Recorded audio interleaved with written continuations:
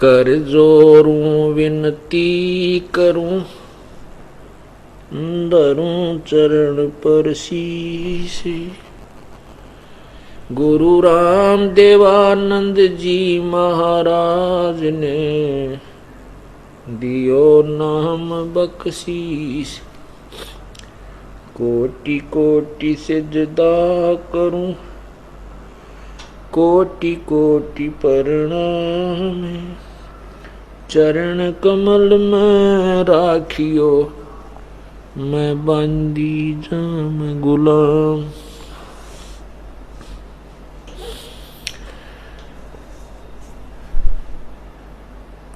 जय इब के सतगुरु मिले, सब दुख आँखों रो। चरणों ऊपर शीस धरूं, कहूँ जो कहनी हो। गुरु जी तुम ना भूलियो, चाहे लाख लोग मिल जाएं, हमसे तुमको बहुत है, तुमसे हमको नहीं। तुम्हारे विसारे क्या बने, मैं किसकी शरण में जाऊं। शिव विरंच मुनि नारदा, तिनके हृदय न समाऊं।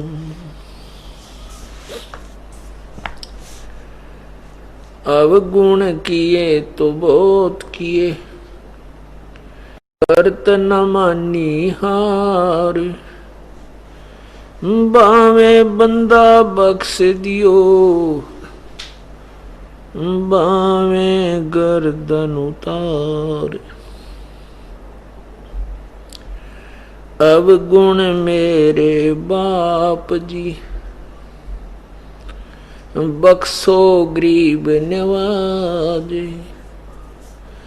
जो मैं पूत कपूत हूँ, बहुर पिता को लाजे। मैं अपराधी जन्म का, नक्सक बरे विकार। तुम दाता दुख भंजना, मेरी करो संभार। कुत्ता तेरे दरबार का, मोतिया मेरा नाम। गले प्रेम की जेवड़ी, जहाँ खेचो वहाँ जाऊं मैं। तो करो तो बावड़ू, दूर दूर करो तो जाऊं। ज्यों राखो त्यों ही रहूं, जो देवो सो खाऊं। बंदे तू कर बंदगी, जे चावे दीदारे। अवसर मानुष जन्म का, भाई मिले न बारंबार। मानुष जन्म पाके, जो नहीं रटे हरि नाम। जैसे कुआ जल बिना फिर बनवाया क्या काम। कबीरा वो दिन याद करो, ऊपर पग नीचे शीश। मृत मंडल में आके इब भूल गया जगदीश। लूट सको तो लूटियो, राम नाम की लूटी। पीछे फिर पछताओगे, प्राण जाएंगे छूट। भाई गए सो नहीं बावड़े, रहते भी सब जाही। बिन साहिब की बंदगी कहीं ठोर ठिकाना नहीं। साथी हमारे चले गए अम्बी चालन हार, कोई कागज में बाकी रह रही तात लगी है वारे। पतझड़ आवत देख के बन रोवे मन माही, ऊंची टहनी पात थे अब पीले हो जाही। पात झड़ता यूं कहे सुन भई तरवर राय, अब के बिछुड़े नहीं मिले न जाने कहाँ गिरांगे जाए। तरवर कहता पात से सुनो पात एक बात,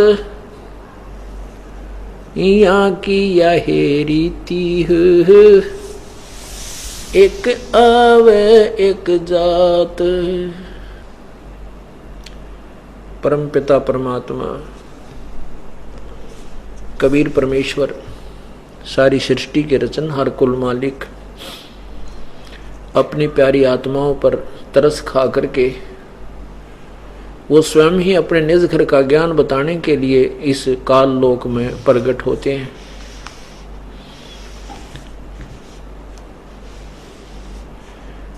जब वो परमात्मा आते हैं तब तक काल भगवान ने, यहाँ के मालिक ने, ब्रह्मा विष्णु महेश के पिता ने पूरे विश्व को अज्ञान से ओत प्रोत कर रखा होता है।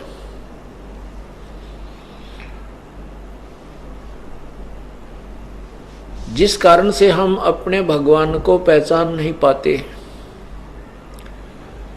सभी वक्ताओं ने, संतों ने, ऋषियों ने, महर्षियों ने परमात्मा की परिभाषा ही बदल रखी होती है। सभी ने परमात्मा को निराकार प्रमाणित कर रखा होता है। इसलिए उस साकार भगवान को जब वो मनुष्य रूप अपने यथार्थ रूप अर्थात मानव रूप में यहाँ आते हैं, प्रकट होते हैं,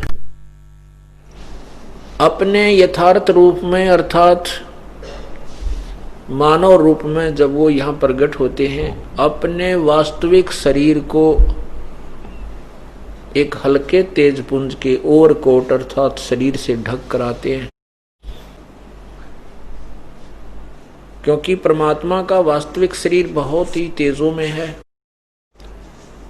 वो अपने उस तेज को हल्का करके उसके ऊपर और आवरण चढ़ा करके प्रकट होते हैं। हम उस अज्ञान सिद्धांत के आधार पर उस प्रभु को नहीं पहचानते।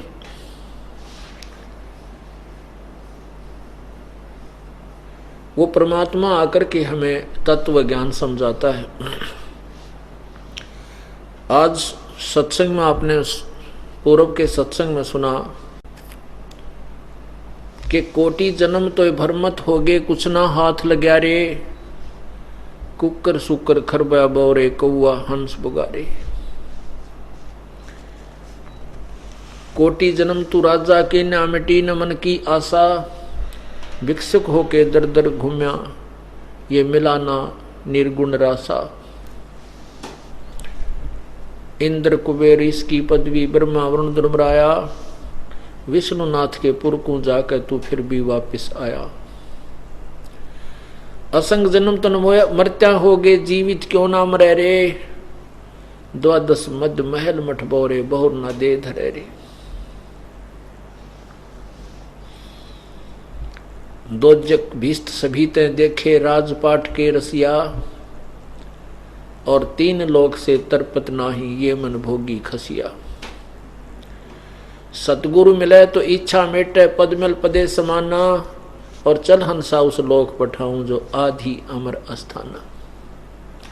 चार मुक्ति जहाँ चंपी करती माया होरी दासी, दास गरीब अभय पद पर से वो मिल राम अविनाशी। आज सुबह के सत्संग में इसी अमृतवाणी का उल्लेख किया, उसका विस्तार से आपको समझाया। अब जैसे भी कोई साधना कर रहा है, जैसे मार्कंडेय ऋषि जी साधना कर रहे थे, उन्होंने ब्रह्मलोक को ही फाइनल अंतिम उपलब्धि मान रखी थी। ब्रह्मलोक प्राप्त करना अर्थात स्वर्ग, महास्वर्ग को प्राप्त करना ही अंतिम उपलब्धि, अंतिम उद्देश्य मान रखा था। और उसकी प्राप्ति के लिए भी उन्होंने साधनाएं शास्त्र विरुद्ध की, हठ योग किया। उससे कुछ सिद्धियां आ जाती हैं। स्वर्ग महास्वर्ग प्राप्ति कुछ समय के लिए वहां उनका निवास होता है, उसके बाद अपने पुण्यों को समाप्त करके ये फिर वापस मृतलोक में आ जाते हैं। जैसा कि अभी तक जिस भी वेदों के ज्ञाता के मुखारविंद से या उनके करकमलों से लिखे हुआ कोई उनका कोई पुस्तक देखा या उनके वचन सुने, उन्होंने केवल एक ओम नाम को ही उत्तम माना। और फिर भी अज्ञानतावश अन्य साधना ही करते रहे, कहते कुछ थे करते कुछ रहे, क्योंकि उनको वो संशय रहित नहीं थे, वो भी संशय में थे, डाउटफुल थी उनकी अपनी भी थ्योरी। इसी कारण से वो काल के जाल से नहीं निकल सके। गीता ज्ञानदाता अध्याय नंबर 11 के श्लोक नंबर 47-48 में स्पष्ट करता है कि ये मेरा वास्तविक स्वरूप है। मैं ऐसा हूँ क्योंकि काल, ये ब्रह्म, ये काल इसका वास्तविक रूप है। बाकी अन्य रूप ये ब्रह्मा बना लेता है, विष्णु बना लेता है, शिव बना लेता है। लोग भ्रम में पड़ जाते हैं, साधक भ्रम में पड़ जाते हैं, जिस कारण से इसके पुत्र ब्रह्मा विष्णु महेश की उपासना में ही ये लगे रहते हैं। इस काल भगवान ने कसम खाई है, प्रतिज्ञा की हुई है कि मैं अपने यथार्थ रूप में कभी किसी को दर्शन नहीं दूंगा। दर्शन क्यों नहीं देगा? क्योंकि इसका बड़ा भयंकर रूप है और ये एकांत में छुप करके ये सब 1 लाख प्राणियों को नित्य खाता है, आहार करता है। गीता जी अध्याय नंबर 11 के श्लोक 47 में ये कहता है कि अर्जुन, ये मेरा वास्तविक रूप जो तूने देखा, मैं काल हूं। गीता जी अध्याय नंबर 11 के श्लोक 32 में कहा है कि मैं काल हूं। काल अस्मि लोक अक्षकृत प्रवर्ध लोकान समाहर्तुम इह प्रवर्त ऋत्य अपि त्वाम न भविष्यन्ति सर्वे ये अवस्था प्रतिकिनेषु निकेशु योधा। क्या कहा इसमें कि लोकों का नाश करने वाला मैं बड़ा हुआ काल हूं, इस समय इन लोकों को नष्ट करने के लिए परिवर्त हुआ हूं। ये देखिएगा पवित्र गीता जी, श्रीमद् भगवत गीता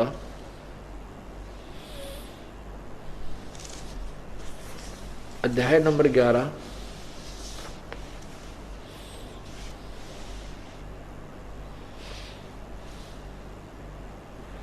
अब श्लोक 32 में कहा है, लोकों का नाश करने वाला बड़ा हुआ ये काल है, यानी काल हूं, ये महाकाल लिखा उन्होंने। इसमें इन लोकों को नष्ट करने के लिए प्रवृत्त हुआ हूं। इसलिए जो प्रतिपक्षियों की सेना में सथित योद्धा लोग हैं, वे सब तेरे बिना भी नहीं रहेंगे। अर्थात तेरे युद्ध न करने से भी इन सब का नाश हो जाएगा। ये तो कंसेप्ट क्लियर हो गया कि गीता बोलने वाला काल है। और आगे देखिएगा गीता अध्याय नंबर 11 के श्लोक 21 में, 20 और 21 में, ये अध्याय नंबर 11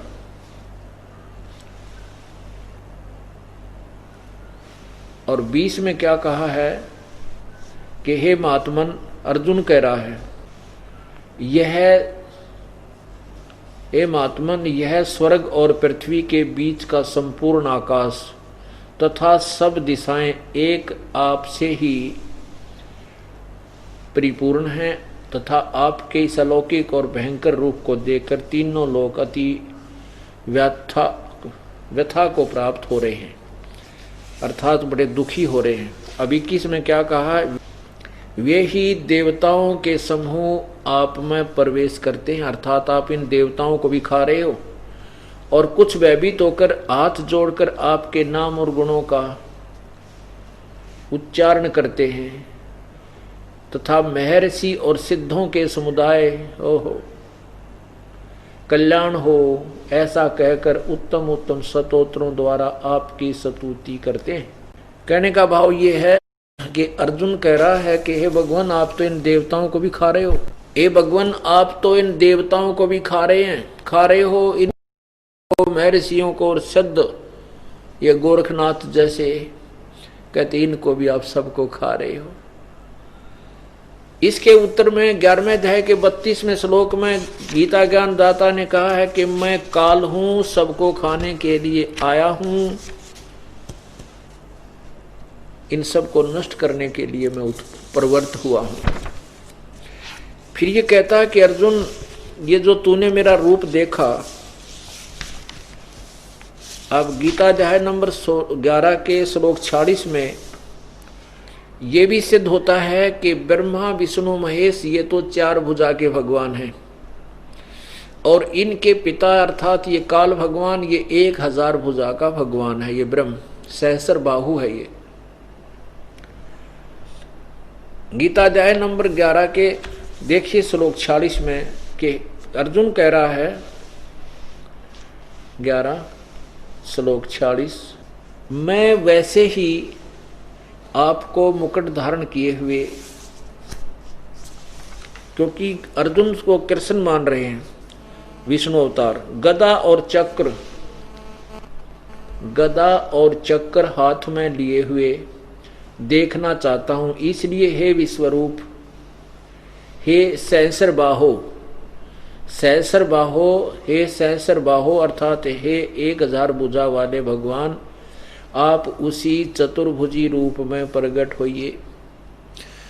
अब ये भी कंसेप्ट और अच्छा क्लियर हो गया कि ये काल जो है 1000 भुजा का भगवान है, 1000 भुजा इस काल की है, चतुर्भुज ब्रह्मा विष्णु महेश की है।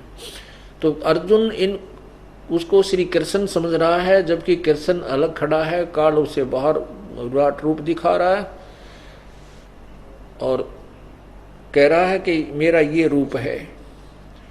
अर्जुन कहता है 1000 भुजा वाले भगवान, आप उसी चतुर्भुज अर्थात विष्णु रूप में प्रकट होइए, क्योंकि अर्जुन उसे विष्णु मान रहा है। अब 47 में कहता है, देखिए अब 47 श्लोक में अध्याय 11 के ही ये 46 आपने पढ़ा, अब 47 देखिए। हे अर्जुन, अनुग्रह पूर्वक मैंने आप अपनी योग शक्ति के प्रभाव से यह मेरा परम तेजो में सबका आदि सीमा रहित विराट रूप तुझको दिखलाया है, जिसे तेरे अतिरिक्त दूसरे किसी ने पहले नहीं देखा था। अब क्या स्पष्ट हुआ इससे? गीता ज्ञान दाता कह रहा है कि ये मेरा जो 1000 भुजा का रूप है, ये तेरे अतिरिक्त पहले किसी ने नहीं देखा, ये मेरा विराट रूप। और आप महाभारत में सुनते आए हो कि जब भगवान श्री कृष्ण जी पांडवों और कौरवों का कंप्रोमाइज कराने के लिए गए थे, उसमें दुर्योधन ने श्री कृष्ण जी को बांधना चाहा था, पकड़कर यातना देनी चाहिए थी। उसमें श्री कृष्ण जी ने अपना विराट रूप दिखाया था, जिस कारण से वो सभी भयभीत होकर के चेयर्स के नीचे घुस गए थे, उनकी आंखें बंद हो गई थी, इतना तेज देखा था। और श्री कृष्ण जी वहां से निकल गए थे बच बचाव करके। अब यहाँ ये कति क्लियर हो गया कि यहाँ गीता ज्ञान दाता कहता है कि अर्जुन आज तेरे अतिरिक्त पहले मैंने अपना विराट रूप किसी को नहीं दिखा। इससे ये भी सिद्ध हो गया कि गीता कृष्ण जी नहीं बोल रहे, श्री वो निरंजन भगवान ज्योति निरंजन ये काल बोल रहा है। अब ये कहता है कि ये मेरा जो रूप तूने देखा है विराट रूप, ये तेरे अतिरिक्त पहले मैंने किसी को नहीं दिखाया, नहीं देखा। ये देखना, फिर देखना। श्लोक 47। हे अर्जुन, अनुग्रह पूर्वक मैंने अपनी योग शक्ति के प्रभाव से यह मेरा परम तेजो में सबका आदि और सीमा रहित विराट रूप तुझको दिखला है, जिसे तेरे अतिरिक्त दूसरे किसी ने पहले नहीं देखा था। अब 48 में देखें। अब देखना आपने कि अभी आपको बताया कि कौरव पांडवों के कंप्रोमाइज कराने के लिए भगवान श्री कृष्ण गए, उन्होंने अपना विराट रूप पहले दिखा दिया था। यदि यहाँ श्री कृष्ण बोल रहे हो तो ये शब्द प्रयोग नहीं करते कि तेरे अतिरिक्त पहले मैंने किसी को नहीं ये दिखाया, अर्थात तेरे अतिरिक्त पहले किसी ने मेरा विराट रूप नहीं देखा, क्योंकि श्री कृष्ण जी अपना विराट रूप कौरवों की सभा में दिखा चुके थे। अब 48 में स्पष्ट करते हैं, ये 11 का अध्याय नंबर 11 श्लोक 48। इसमें कहा कि हे अर्जुन, मनुष्य लोक में इस प्रकार विश्व रूप वाला मैं न तो वेदों और यज्ञों के अध्ययन से, न दान से, और न क्रियाओं से, और न उग्र तपों से तेरे अतिरिक्त किसी दूसरे द्वारा देखा जा सकता हूं। जो रूप मैंने तुझे दिखाया है, इसके अतिरिक्त, तेरे अतिरिक्त ये मेरा वास्तविक स्वरूप अर्थात ब्रह्म प्राप्ति न तो वेदों से, न यज्ञों से, और न तप से, और न किसी क्रिया से, कहते मेरे इस वास्तविक स्वरूप का कोई भी दर्शन नहीं कर सकता, मेरी प्राप्ति नहीं हो सकती। इति सिद्धम के वेदों में वर्णित विधि से, और जो ये अपनी मर्जी से उग्र तप करते हैं, घोर तप करते हैं, उनसे, जैसे मार्कंडेय ऋषि जी घोर तप कर रहे थे, चुनक ऋषि जी घोर तप कर रहे थे, कपिल मुनि जी घोर तप कर रहे थे, जिन्होंने सगड़ राजा के 60,000 पुत्रों को नष्ट कर दिया अपनी सिद्धि शक्ति से। चुनक ऋषि जी घोर तप किया करते थे, उन्होंने मानधाता चक्रवर्ती राजा की 72 करोड़ सेना का नाश कर दिया था अपनी शब्द शक्ति से, अपनी सिद्धि शक्ति से। तो यहां ये बताना चाहता है ये दास कि वेदों में वर्णित विधि से प्रभु प्राप्ति नहीं है, ये स्पष्ट किया गीता ज्ञान दाता ने 11वें अध्याय के 47वें श्लोक में। अब देखिए 9वें अध्याय के 20 से, ये देखिएगा अध्याय नंबर 9, अध्याय नंबर 9 और श्लोक नंबर 20। इसमें लिखा है कि तीनों वेदों में विधान किए हुए सकाम कर्म करने वाले, सोम रस को पीने वाले, पाप रहित पुरुष मुझको यज्ञों के द्वारा पूजकर स्वर्ग की प्राप्ति चाहते हैं। वे पुरुष अपने पुण्यों के फल रूप स्वर्ग लोक को प्राप्त होकर स्वर्ग में दिव्य देवताओं के भोगों को भोगते हैं। आगे देखना 21 में, 9 के 21 में, वे उस विशाल स्वर्ग को भोगकर पुण्य क्षीण होने पर मृत्यु लोक को प्राप्त होते हैं। इस प्रकार स्वर्ग के साधन स्वरूप तीनों वेदों में कहे त्रिय धर्मम, तीनों वेदों में कहे हुए सकाम कर्म का आश्रय लेने वाले और भोगों की कामना करने वाले पुरुष बार बार आवागमन को प्राप्त होते हैं, अर्थात पुण्यों के प्रभाव से स्वर्ग जाते हैं और अक्षीण होने पर, पुण्य क्षीण होने पर मृत्यु लोक में आते हैं। अब ये काल भगवान क्या कह रहा है कि वेदों में वर्णित विधि से स्वर्ग, महास्वर्ग, आधि की प्राप्ति होती है और वहां देवताओं के ही भोगों, देवताओं के पदवी को प्राप्त करके, दिव्य देवताओं की पदवी प्राप्त करके ये वापस आवागमन अर्थात जन्म मृत्यु के अंदर ही रहते हैं। अब दूसरा प्रमाण ये देते हैं कि मेरे अतिरिक्त यदि कोई अन्य की पूजा करता है, अन्य देवताओं की, तो उनको वो अविधि पूर्वक है। अब देखना 22 में क्या कहा है, अध्याय नंबर 9 के और मंत्र नंबर 22 में का, जो अनन्य प्रेमी भक्तजन मुझ परमेश्वर को निरंतर चिंतन करते हुए निष्काम भाव से बजते हैं, उन नित्य निरंतर मेरा चिंतन करने वाले पुरुषों का योग अक्षेम मैं स्वयं प्राप्त करता हूँ। वाहमी माने वहन करता हूँ। क्या कहता है कि जो परमात्मा प्राप्ति का प्रयत्न कर रहे हैं, क्योंकि परमात्मा प्राप्ति का प्रयत्न चेष्टा वही व्यक्ति करते हैं, वही साधक करते हैं जो पहले किसी जन्म में परमात्मा की साधना कर रहे होते हैं, उनके अंदर आज भी कसक है। तो उनके योग अक्षेम की उस भक्ति की रक्षा, जैसे कोई आपत्ति भक्त पर आती है तो कुछ ये स्वयं भी उनका जो है सहयोग देते हैं, रक्षा करते हैं। तो यहाँ ये कहने का तात्पर्य कि उनकी मैं रक्षा करता हूं। आगे देखना, अब 23 में कहा कि हे अर्जुन, ये अध्याय नंबर 9 का श्लोक 23 में कहा कि हे अर्जुन, यद्यपि श्रद्धा से युक्त जो सकाम भक्त, जो भक्त, सकाम शब्द नहीं है इसके साथ, ये माने जो भक्त दूसरे देवताओं को पूजते हैं, देवताओं को पूजते हैं, वे भी मुझको ही पूजते हैं, किंतु उनका वह पूजन अविधि पूर्वकम, अविधि पूर्वक अर्थात अज्ञान पूर्वक है। यहां क्या कहा है कि हे अर्जुन, जो श्रद्धालु श्रद्धा से युक्त होकर अन्य देवताओं की पूजा करते हैं, वो परमात्मा प्राप्ति ही समझकर प्राप्ति के लिए ही प्रयत्न कर रहे हैं। वो क्या कहा कि वो मुझे ही भज रहे हैं, मुझे ही भजते हैं। दूसरे देवताओं की जो पूजा करते हैं वो मुझे ही पूजते हैं, क्योंकि वो परमात्मा प्राप्ति ही के लिए प्रयत्न कर रहे हैं अन्य देवताओं की पूजा करके, जो कि नहीं हो सकती।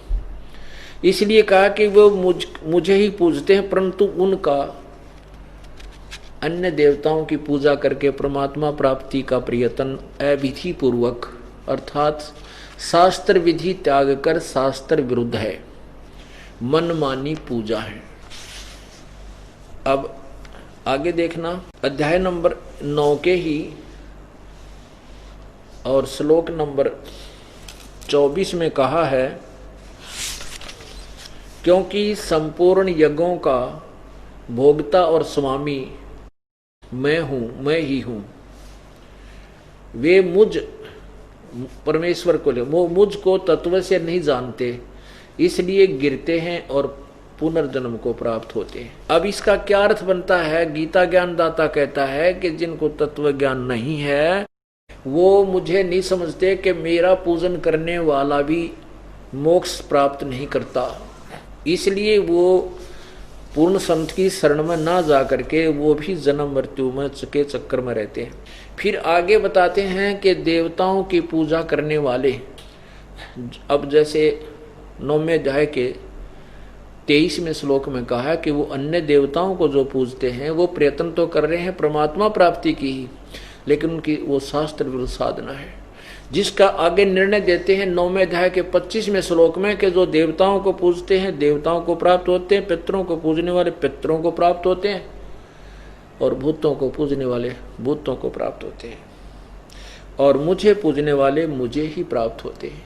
अब जैसे कोई ओम नाम का जाप ब्रह्म साधना करते हैं, देवताओं की पूजा और की नहीं करते, तो वो स्वर्ग में चले जाते हैं, वो काल जाल में ही रह जाते हैं, महास्वर्ग में चले जाते हैं, ब्रह्मलोक प्राप्त करते हैं। अब देखना, अध्याय नंबर 9 का श्लोक नंबर 25। देवताओं को पूजने वाले देवताओं को प्राप्त होते हैं, पितरों को पूजने वाले पितरों को प्राप्त होते हैं, भूतों को पूजने वाले भूतों को प्राप्त होते हैं, और मेरा पूजन करने वाले मुझको ही प्राप्त होते हैं। ये आगे तो इन्होंने तिगड़मबाजी भराई है, बाकी इतना ही काफी है, प्राप्त होते हैं।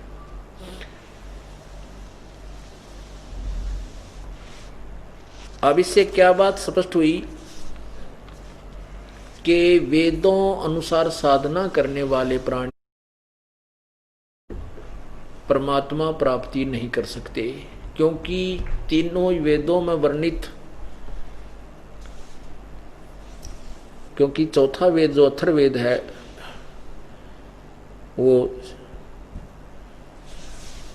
सृष्टि रचना उसके अंदर ज्यादा है, शेष ज्ञान अन्य वेदों वाला ही मिलता जुलता है। इसलिए यजुर्वेद, ऋग्वेद और सामवेद, इन तीनों को ही भक्ति के विषय में वेद माने जाते हैं, भक्ति मार्ग के। तो इन तीनों वेदों में वर्णित विधि से न तो परमात्मा प्राप्ति होती है और न ही मोक्ष प्राप्त होता है। केवल स्वर्ग महास्वर्ग प्राप्ति होती है। अपने पुण्यों को स्वर्ग महास्वर्ग में समाप्त करके देवताओं की पदवी प्राप्त करके फिर 84 लाख योनियों में हम पहुंच जाते हैं। परमात्मा आकर के हमें ये ज्ञान बताते हैं कि फिर वो पूर्ण मोक्ष होगा कैसे आपका। उसके लिए वो स्वयं प्रकट होते हैं और पूर्ण मोक्ष मार्ग को अपने साधारण भाषा में, सिंपल लैंग्वेज में, कबीर वाणी में, कबीर ग्रह, कबीर वाणी में उच्चारण करके बोल बोल के सुनाते हैं। जब वो परमात्मा यहाँ आते हैं तो हम उनको एक कवि मान लेते हैं, क्योंकि हम परमात्मा की रॉन्ग डेफिनेशन से बहुत ज़्यादा प्रभावित होते हैं। हम परमात्मा को निराकार मानते हैं, जबकि वेद साक्षी हैं कि परमात्मा साकार है, वो मनुष्य सदृश्य है। ये सभी पवित्र धर्मों के सदग्रंथ गवा देते हैं, साक्षी हैं। और ऋग्वेद मंडल नंबर 9 और सूक्त नंबर 96 यानी 96 के मंत्र 16 से लेकर 20 तक उस पूर्ण परमात्मा के कबीर भगवान का नाम भी दिया है और वो कहाँ रहता है ये भी प्रमाणित किया है। अब देखिएगा ऋग्वेद मंडल नंबर 9 और सूक्त नंबर 96। ये देखिएगा ऋग्वेद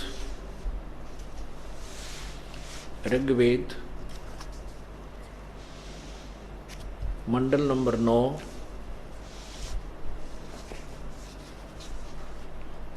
और 10 इकट्ठे ही हैं। इस पे फीत मोहर लगाई है महर्षि दानंद सरस्वती। और ये कहाँ से छपे हैं ये देखिएगा। प्रकाशक हैं सार्वदेशिक आर्य प्रतिनिधि सभा, महर्षि दानंद भवन, रामलीला मैदान, नई दिल्ली 2, फोन नंबर इतने इतने। और कहाँ से? ऋग्वेद आर्य भाषा भाष्य महर्षि दानंद सरस्वती कृत। ये कहते हैं दानंद जी द्वारा की गया है, क्योंकि इसके नाम से ये बेक्कें गणे थे। स्वामी दानंद की मोर लाए पातशाह वेद बेक्कें ज्यादा थे, इसलिए इन्होंने 9-10 मंडल पर भी अपनी दुकान चलाने के लिए इन आर्य प्रतिनिधि लोगों ने दानंद जी की मोहर लगा दी कि स्वामी दानंद के द्वारा भाष्य इसका अनुवाद है। लेकिन ये 9 और 10 मंडल स्वामी दानंद जी का अनुवादित नहीं है, ये अन्य आर्य आचार्यों के द्वारा अनुवादित है। फिर भी इसके ऊपर दृष्टिकोण गाइडलाइन स्वामी दानंद जी वाली ही अपनाई गई है। अब देखना, लेकिन फिर भी सच्चाई को नहीं छुपा सके। ये कहाँ से छपे हैं? मुद्रक हैं Prince offset printers 1510 Pataudi house Daryaganj नई दिल्ली, फोन इतना इतना।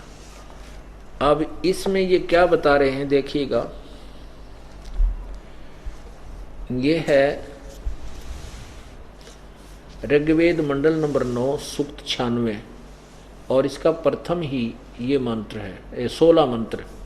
16 में क्या कहा इन्हीं के द्वारा सुनिएगा, इन्हीं के शब्दों में पढ़िएगा पहले, फिर हम विचार करेंगे। कोई बालक नहीं, आज हम सभी अक्षर ज्ञान युक्त हैं। और संस्कृत और हिंदी ये देवनागरी लिपि है, आसानी से हम समझ सकते हैं और शब्दकोश हमारे पास है। देखना ऋग्वेद मंडल नंबर 9 सूक्त 96 का मंत्र 16, इसमें क्या कहा इन्हीं के शब्दों में इन्होंने अनुवाद किया है। हे परमात्मना, सर्वोपरि रहस्य श्रेष्ठ, ये नाम शब्द है संस्कृत में, नाम, यहाँ भी देखो ये नाम, ये संस्कृत है, सवायुध है, सब आयुध है, सूत्र भी पूयमाने है,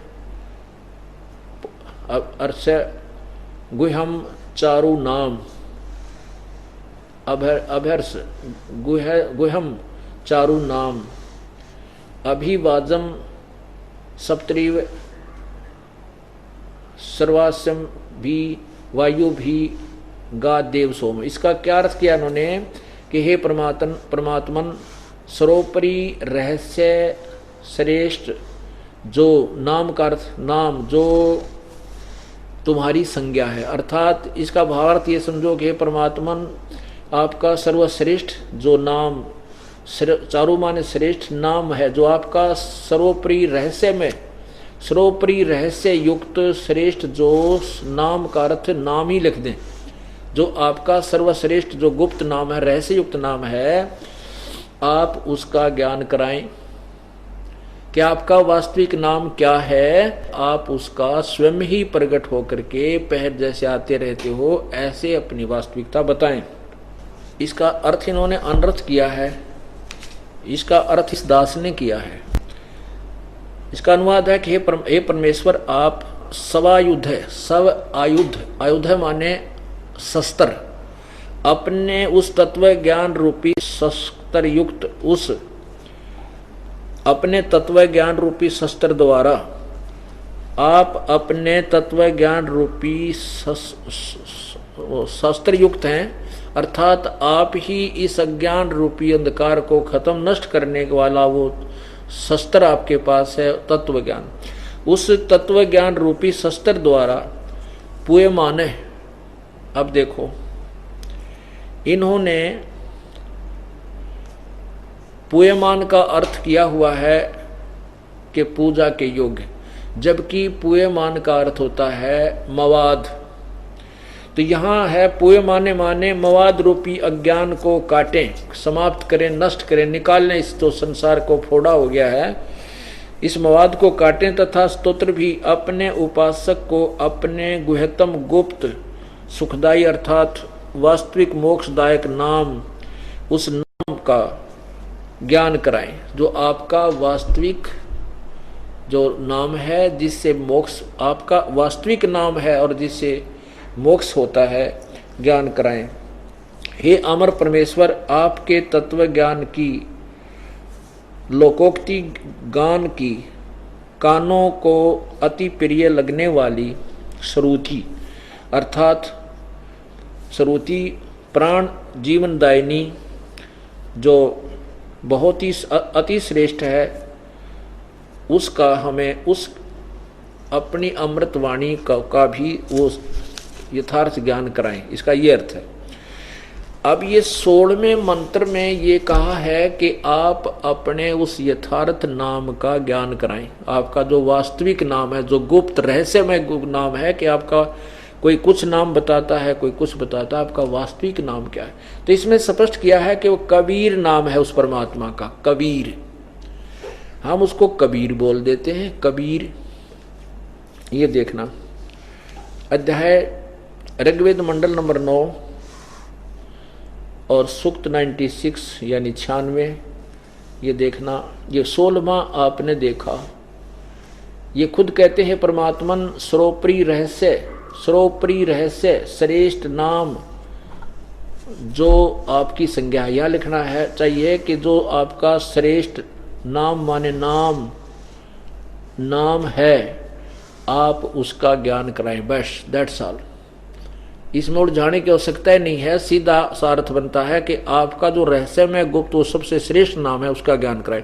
अब 17वें में वो ज्ञान कराया जा रहा है, देखना, इन्हीं के द्वारा अनुवादित। शिशुम जज्ञानम। अब शिशुम, जब परमात्मा प्रकट होता है शिशु रूप धारण करता है, और वो शिशु रूप धारण करता है तो उसमें कुंवारी गायें उसका पालन पोषण करती हैं, ये देखना। अब ये क्योंकि उसी परमात्मा के विषय में ये सब चर्चा चल रही है, ये देखो ऋग्वेद मंडल नंबर 9 और सूक्त नंबर 1 और मंत्र नंबर ये 9 है, ये 9। इसमें क्या लिखा है कि इमम, अभी इमम, ये है उस, इमम माने उस, सोम माने सोम स्वभाव वाले, सोम माने परमात्मा लिखना था, सोमम, सोमम माने परमेश्वर, क्योंकि सोम माने सैकड़ों जगह इन्होंने लिखा है सोम माने परमात्मा, सोम माने परमात्मा। तो यहां उसी सोम की तरफ है, ये देखो अध्याय मंडल नंबर 9 के सूक्त 12 के और मंत्र नंबर 3 में इन्होंने अपने कर कमलों से सोम, आनंद का देने वाला सोम स्वभाव परमात्मा, यानी सोम माने परमात्मा। तो यहां हम ये देखो 12 के, यही 12 के 9 के मंत्र 12 सूक्त 12 में और मंत्र 8 में स्पष्ट किया है। 8 में ये 11 का है, 12 आगे शुरू होता है। 11 के 8 में स्पष्ट किया है सोम माने हे परमात्मन, सोम माने हे परमात्मन। तो हम यहां सोम माने इन्होंने सोम स्वभाव वाले फलान दकड़ कर, हम इसको सीधा लेते हैं कि उस, ये देखो इमम माने इस, उस, सोम माने परमात्मा के, परमात्मा को, पुरुष को, श्रद्धालु पुरुष को या परमात्मा को, शिशुम कुमार अवस्था में ही सब प्रकार से अधन्य, अहिंसनीय, अहिंसनीय यानी कंवारी, अहिंसनीय यानी अधन्य बिना धनाई। हमारे वहां रोहतक जिले में तो जो नए दूध ना हुई हो उसको क्या करें, या बिना धनाई है, अधन्य, यानी वही शब्द यहां प्रयोग किया है कि बगैर नए दूध कभी भी ना हुई हो, अर्थात कंवारी। सब प्रकार से अधन्य, अधन्य ऐसे अहिंसनीय, यानी इन्होंने लिखना उल्ट पटांग इसलिए जरूर था कि उलझाना चाहते थे। धेनव माने गायें, यहां हम सीधा लिख दें कि वो कंवारी गायों, गायों उसे तृप्त करती हैं। यहां क्या है कि उससे सोम पर, उससे शिशु रूप में प्रगट, हम ये अर्थ करते हैं इसका, उस शिशु माने शिशु रूप में प्रगट परमात्मा अमर पुरुष का, सोम उस परमेश्वर का पालन पोषण अभी पूर्ण रूप से, अभी अधन्य पूर्ण रूप से, अभी अधन्य माने पूर्ण रूप से कंवारी, यानी बिल्कुल ऐसे अहिंसनीय कंवारी। धेनु माने गायें उसको तृप्त करती हैं, शृणंती माने तृप्त करती हैं, उसका पालन पोषण करती हैं। अब इसी से आगे चला है कि वो जो परमात्मा शिशु रूप में प्रकट होता है और फिर वो बड़ा होता है तो अपने ज्ञान को स्वयं ही प्रकट करता है। ये देखिएगा अध्याय नंबर मंडल नंबर 9 का सूक्त 96 और मंत्र। अब हम 17 देखते हैं। 16 तो आपने देखा कि इस नाम के विषय में जानकारी है। अब 17 में इसमें कहा कि शिशुम जगानम जगानम हरियंतम मर्जंती शुभंती वहीन मरुतो गणेन। कबीर, ये देखो ये कबीर ऊपर रह है गय के ऊपर गिर, और ये रह है भय के ऊपर ई की मात्रा के ऊपर अर्ध रह। तो यहां कबीर गिर भी, कावेना कबीर, ये अवसर जो लगे हैं इसको हम कबीर भी लिख बोल सकते हैं, कबीर जैसे पुनर। तो ये कबीर संत सोम पवित्र अत्यति रेभन, यहां देखना इन्होंने क्या अर्थ किया है। शिशुम, उस परमात्मा को जो सदा प्रगट है, ज्ञानम जो सदा प्रगट है, तो जो अत्यंत कमनीय है उसको उपासक लोग बुद्धि विषय करते हैं, उसकी स्तुति द्वारा उसके गुणों का वर्णन करते हैं, और विद्वान लोग उस गतिशील परमात्मा का गुणों के गणों द्वारा वर्णन करते हैं। और वह कवि लोग गिर भी, ये इन्होंने इसको दो भाग कर दिए, कबीर गिर भी। अब यू र ऊपर है, इसकी दो अलंत लगा दिए यहाँ पर, कबीर और गिर भी। यहाँ कवि लोग, अब इसको हम लिखते हैं कबीर, यहाँ केवल कबीर लिख लें, कबीर वाणी द्वारा, गिर भी माने वाणी, कबीर गिर भी कबीर वाणी द्वारा, और काव्यन कविता से उसकी स्तुति करते हैं। सोम स्वरूप यानी परमात्मा, वो अमर परमात्मा, पवित्र वह परमात्मा कारण अवस्था में अति सूक्ष्म प्रकृति को गरजता हुआ अतिक्रमण करता है। इन्होंने तो गुड़ का गोबर करण का ठेका ले रखा था। इसका सीधा सार्थ बनता है कि वो जो परमात्मा शिशु रूप में प्रकट होता है, जब वो बड़ा हो जाता है तो अपनी महिमा को वो कबीर परमात्मा, कबीर वाणी, कबीर गिरभी, कबीर वाणी। और जैसे अब ये यजुर्वेद है पुण्यात्माओं, आज जो ये ज्ञान चला तत्व ज्ञान, ये कोई बालक बुकाने वाला नहीं है, और ना ही अब कोई इस बहकावे में आ सकेगा, क्योंकि हम पहले इतने भ्रमित हो चुके हैं कि आंखों देखे बिना हम किसी बात को स्वीकार नहीं कर सकते। अब जैसे इन्होंने कवि रे हटा दिया, कबीर गिरभी के दो पार्ट कर दिए, कवि का आगे दो अपसर्ग लगा दी, कोई बात नहीं। व्याकरण दृष्टिकोण से अगर ऐसा भी माने तो हम वह को तो वह बोलते हैं अपनी भाषा में, अंडरस्टूड है ये। तो परमात्मा ने हमारी भाषा में ही ज्ञान दिया है। अब जैसे ये यजुर्वेद है, ये देखिएगा ये यजुर्वेद है। अब इसको इस रे को अगर हम हटा दें और यहाँ पर दो अपसर्ग लगा दें, ये देखिएगा, ये परमेश्वर के सार संदेश में बहुत ही अच्छी तरह निर्णायक तरीके से समझाया गया है दूसरे अध्याय में। ये देखिएगा, ये यजुर्वेद है जो आपको अभी दिखाया, ये यजुर्वेद समझिए, ये यजुर्वेद है। और इसको यजु जमा में वेद, ये देखो।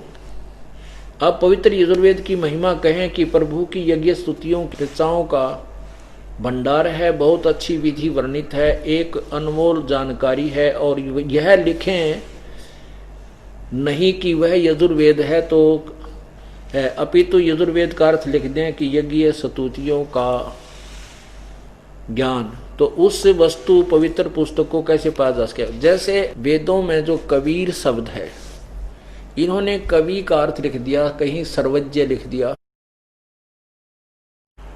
और अब कवि का अर्थ सर्वज्ञ नहीं हो सकता, क्योंकि अगर सर्वज्ञ है तो वो कवि नहीं, क्योंकि कवि सर्वज्ञ नहीं हो सकता।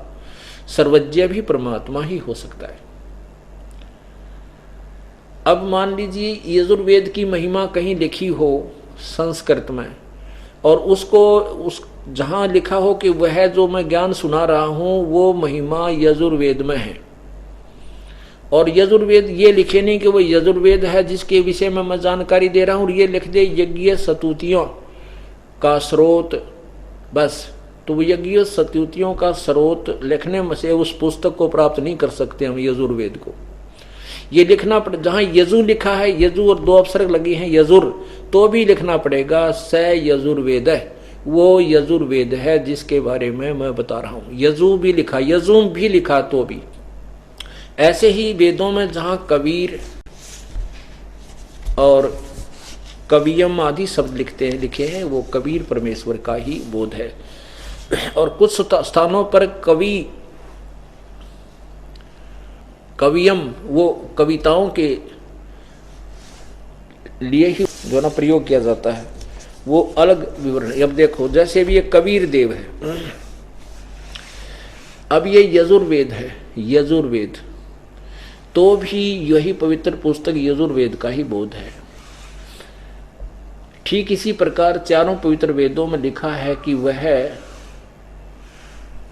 कबीर देव, कबीर परमेश्वर है जो सर्वशक्तिमान, जगत पिता, जगत गुरु, सर्वसृष्टि रचनहार, कुल मालिक तथा पाप विनाशक व कारागार से छुटाने वाला बंदी छोड़ है। इसको कबीर देव लिखें तो भी कबीर परमेश्वर का बोध है। इसको कवि प्लस में देव लिखें, कबीर देव, ये कबीर प्लस देव लिखें तो भी कबीर परमेश्वर का अर्थात कबीर प्रभु का ही बोध है। तो यही हमने समझना इस तत्व ज्ञान को। तो यहां इन्होंने कबीर को अलग लिख दिया। ये देखिएगा ऋग्वेद मंडल नंबर 9 सूक्त 96 का 70वां श्लोक है। ये है कबीर गिरभी, ये रे ऊपर है, कबीर गिरभी। तो इन्होंने यहाँ नीचे इसके 2 पार्ट कर दिए, कोई बात नहीं।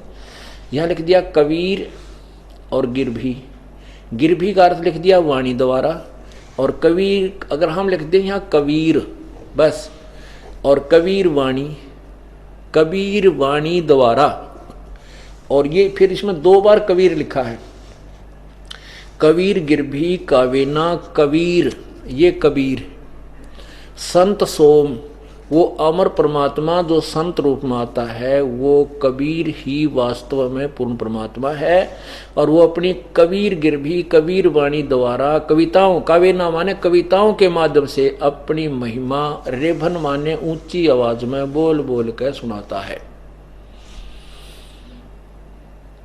जब वो परमात्मा शिशु रूप में प्रकट होता है, जब वो बड़ा होता है, अपनी महिमा कबीर वाणी के द्वारा वो कबीर संत रूप में, वो अमर परमात्मा कबीर रूप में, संत रूप में आता है और अपनी महिमा को कबीर वाणी के द्वारा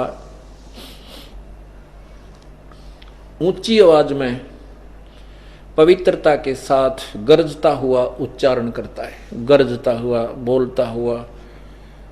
कहते हैं कहता हूँ कहीं जाते हूँ, कहूँ बजा के ढोल, श्वास जो खाली जात है भाई 3 लोक का मोल। वेद प्रमाण करते हैं वो परमात्मा अपनी महिमा कविताओं के माध्यम से स्वयं ही आवाज लगा लगा कर बोलता है, कितना हो खड़ा होकर के, वो होता परमात्मा ही है। और अपनी महिमा को कविताओं के माध्यम द्वारा बोलना है, वो पद्य भाग में उच्चारण करने से वो कवि कहलाता है, कवि प्रसिद्ध हो जाता है, लेकिन वो होता है भगवान ही। आपने इसमें देखा ऋग्वेद मंडल नंबर 9 सूक्त 96 के मंत्र 17 में कि वो परमात्मा कबीर है, और वो कबीर परमात्मा संत रूप में प्रकट होता है, वो अमर पुरुषी होता है, और वो कबीर वाणी के द्वारा अपनी महिमा उच्चारण करके पवित्रता के साथ, निर्मलता के साथ, यानी बिल्कुल निर्णायक तरीके से बोलता है, कहता है। अब 18वें में और प्रमाण कर दिया वो कहाँ रहता है, और उस ऋषि कहो चाहे संत कहो, उस ऋषि यानी संत अर्थात उस ऋषि रूप में प्रकट, उस ऋषि कर्त, क्योंकि परमात्मा जैसे अब संत महिमा ज्यादा है तो संत कहलाए, वो अन्य त्रेता, सतयुग त्रेता द्वापर में उनको ऋषि सत्सुकृत, ऋषि करुणामय और ऋषि जो है मुनिंदर जी के नाम से पुकारा जाता था। तो कहते वो ऋषि, उस ऋषिकृत, उस ऋषि के द्वारा जो बोले गए, उच्चारण किए गए, वो वाणी बनाई गई, उनको, उसके जो अनुयायी होते हैं उनके लिए वो बहुत प्यारी होती हैं। वो बहुत बड़े समूह उसका अनुयायी बन जाता है। और वो कबीर वाणी अर्थात उसके परमात्मा के द्वारा उच्चारण की गई, उसके द्वारा बनाई गई वो शब्द, वाणी, श्लोक, लोकोक्तियाँ बहुत ही प्यारी लगती हैं उसके अनुयायियों को, ऐसा प्रमाण दिया है। अभी आपने देखा मंडल नंबर 9, मंडल नंबर 9 सुख 96 का मंत्र 17 आपने अच्छी तरह समझ लिया कि वो कब परमात्मा जो होता है, संस्कृत अच्छी तरह समझ में आएगी इनके अड़ंगा किए हुए ज्ञान से। कबीर गिरभी कावेना कबीर संत सोम सोम पवित्र अति अति अति अति रेभन। सोम माने अमर पुरुष। वो कबीर गिरघित शिशु ज्ञानम, जानबूझकर प्रगट हुआ वो कबीर परमात्मा शिशु रूप में प्रगट, बहुत ही शुद्धता के साथ अपने मरुतः विद्वान लोग, यानी उसके जो अनुयायी जो होते हैं, मरुतः माने अनुयायी, बुद्धिमान लोग जो परमात्मा चाहते हैं, तो वो उसकी महिमा गाते हैं। और वो वाणी जो है, वो जो वाणी परमात्मा अपने महिमा कबीर वाणी जो प्रकट करता है, उसको वो कबीर वाणी द्वारा अपनी महिमा प्रकट करता है। और उसी के आधार से उसके जो बहुत बड़ा समूह अनुयायियों का उनकी महिमा सुनता है उसी के द्वारा। तो वो कबीर परमात्मा वो संत रूप में प्रकट अमर परमात्मा कबीर ही होता है। वो संत रूप में आता है यानी ऋषि रूप में, वो परमात्मा ही होता है। अब 17वें में 18वें में कमाल कर दिया।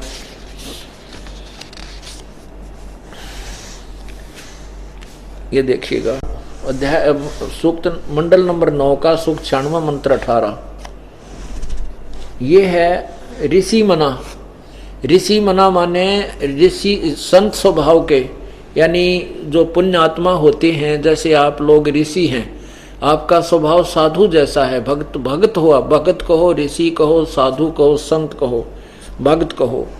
तो कहते हैं उस ऋषि मना, यह ऋषिकृत, उस साधु स्वभाव के भक्तों को जो परमात्मा पाने की इच्छा करते हैं, और वो ऋषिकृत उस संत रूप में प्रगट और ऋषि रूप में प्रगट परमात्मा द्वारा लिखी गई जो उनकी सैंसरणित है, अर्थात असंख्य वाणियाँ जो होती हैं, वो कवि, उसके कारण वो अपनी महिमा सुनाता है, इसलिए उसको कवि की पदवी दे दी जाती है। लोग उसे कवि कहने लग जाते हैं, लेकिन वो परमात्मा, वो संत रूप में प्रगट, वो परमात्मा पूर्ण ब्रह्म ही होता है।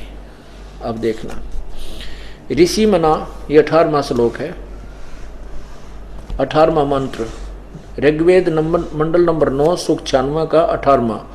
ऋषि मना, ये ऋषिकृत सर्वसा, ऋषिकृत सर्वसा सहसर अणिथ पदवी कवि नाम तृतीयम धामम महिषी शिशन संत सोम विराजमानु राजती सटूप। अब देखो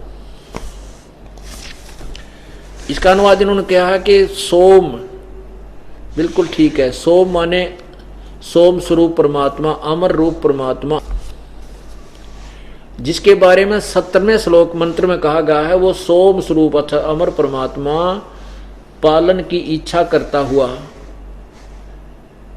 मही से जो महान वह परमात्मा तृतीयम धामम, तृतीयम धाम देवान और पितरान जैसा ही न ज्ञान है, लेकिन ये तृतीयम धाम देखे हम, तृतीयम धाम से पृथक तीसरा जो मुक्ति धाम है उसमें विराजम, उसमें विराजमान है। इन्होंने तो उठपटांग करना ही था। इसका सीधा अर्थ है कि तृतीय धामम विराजम, तीसरा जो मुक्ति धाम है उसमें विराजम विराजमान है, उसमें रहता है। विराजमान है तो एक देशीय है और साकार है। अच्छा, दूसरा ये है, उसको प्रकाश करने वाला है, स्तूप है, सतुमान है। अब स्तूप का अर्थ होता है स्तूप, ये स्तूप नहीं है, ये स्तूप है, ये देखना नीचे, यहां देखना, ये स्तूप है, स्तूप। इसको स्तूप का अर्थ होता है गुंबज। स्तूप माने गुंबद होता है, ये गोल आकार का गुंबद, मंदिर नुमाना। तो इसका अर्थ है वो परमात्मा उस तीसरे धाम यानी सतलोक में एक बहुत ऊंचे सिंहासन पर एक स्तूप माने उसमें एक गुंबद के अंदर विराजमान है, तेजो में शरीर युक्त है, विराट है, विराजम विराजमान राजती, विराजम अनुराजती, राजती माने तेजो में शरीर युक्त है। इसका अर्थ ये बनता है जो इस दास ने किया है, क्योंकि जिसको मौखिक वास्तविक ज्ञान नहीं सृष्टि रचना का, तो वो किसी भी सदग्रंथ का अनुवाद नहीं कर सकता। जैसे रामायण का मौखिक ज्ञान नहीं जिस व्यक्ति को, विदेशी व्यक्ति को, और उसने हिंदी सीख ली हो किसी तरह, चौपाइयाँ पढ़कर वो उसका अनुवाद नहीं कर सकता जब तक उसको रामायण का पूर्ण मौखिक ज्ञान ना हो। अब देखना, अब इस दास के द्वारा किया हुआ अनुवाद आप पढ़िएगा, प्रेमपूर्वक देखिएगा। ये है ऋग्वेद मंडल नंबर 9 सुख 96 मंत्र 17। ये है शिशुम जगानम हरियम तम मर्जंती सुबंती वहीन मरुति गणेन कबीर गिरभी कावेना कबीर संत सोम पवित्रम अतेति रेभन। क्या अर्थ है? पूर्ण परमात्मा हरे शिशुम मनुष्य के बच्चे के रूप में जगानम जानबूझकर प्रकट होता, अर्थात अपने तत्व ज्ञान को तम मन उस समय मर्जंती निर्मलता के साथ सुभंती उच्चारण करता है। वही ने प्रभु प्राप्ति की लगी विरह अग्नि वाले मृत्य माने भक्त, गणेन माने समूह, बहुत बड़े भक्त के समूह के लिए काव्यना कविताओं द्वारा, कविताओं से पवित्रम अति एति अत्यधिक वाणी निर्मलता के साथ कबीर गिरभी कबीर वाणी। अब कबीर गिरभी कबीर वाणी, हम इसको कबीर वाणी लिखने लगे। कबीर वाणी द्वारा रेभन ऊंचे स्वर से संबोधन करके बोलता है। कबीर संत सोम, वह अमर पुरुष अर्थात सतपुरुष ही संत अर्थात ऋषि रूप में स्वयं कबीर देव ही होता है, परंतु उस परमात्मा को न पहचान कर उसे कवि कहने लगते। आगे प्रमाणित होता है अब 18वां श्लोक में। ये 18वां मंत्र है, ऋग्वेद मंडल नंबर 9 सुख 96 मंत्र 18। इसकी संस्कृत देखिए। ऋषि मना ये ऋषि कृत सवरसा सहसरणिथ पदवी कवि नाम तृतीयम धाम महिषी सैसा संत सोम विराजमानु राजती सटूप। वेद बोलने वाला ब्रह्म कह रहा है कि यह जो पूर्ण परमात्मा विलक्षण बच्चे के रूप में आकर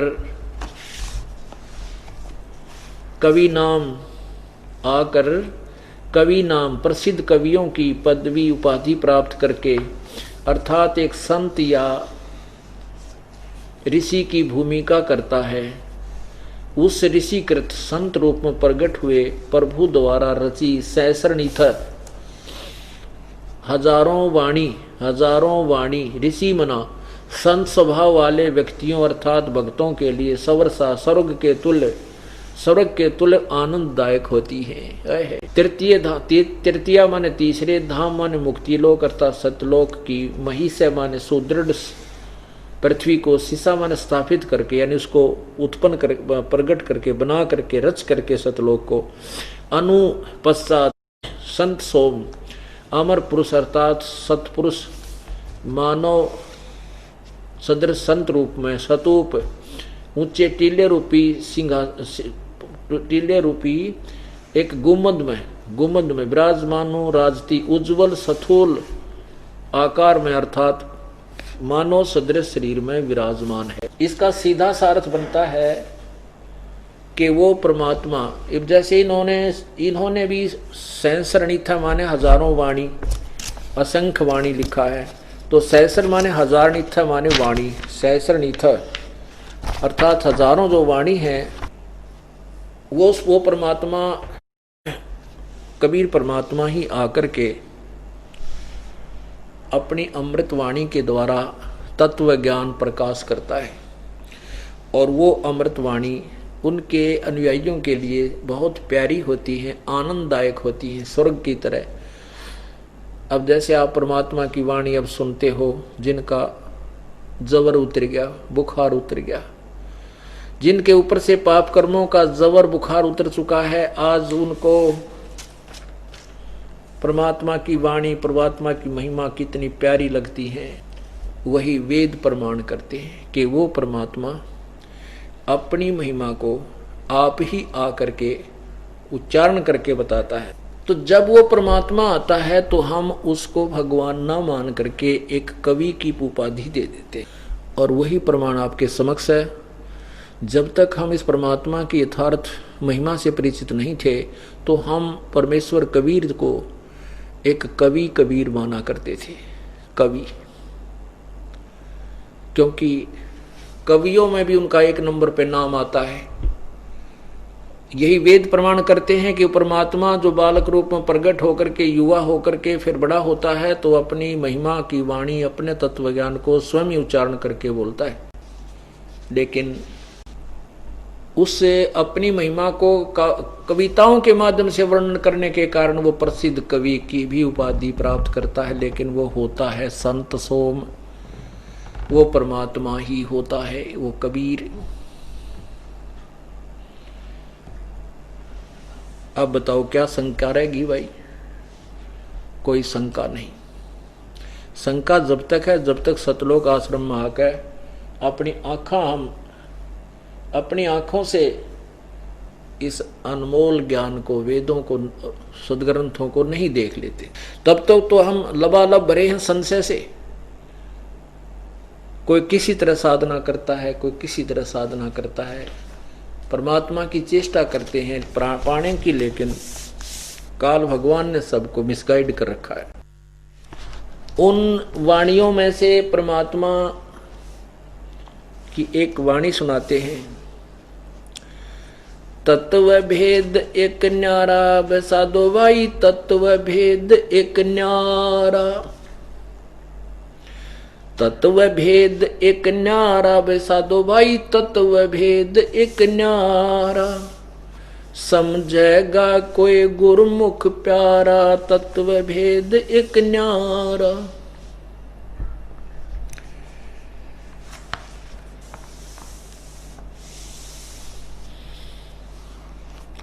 भाई मूंड मुंडावे कोई लटा रखावे, और जूड़ जटा सिर बार्या।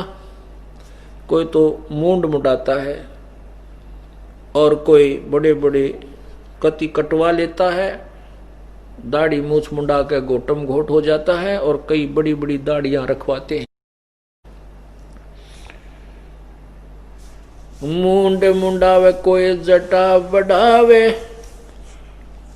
जूड़ जटा सिर बार्या। पशु की तरिया कोई नंगा डोल, अंग रमावे छारा, तत्व भेद एक न्यारा वैसा दो भाई, तत्व भेद एक न्यारा।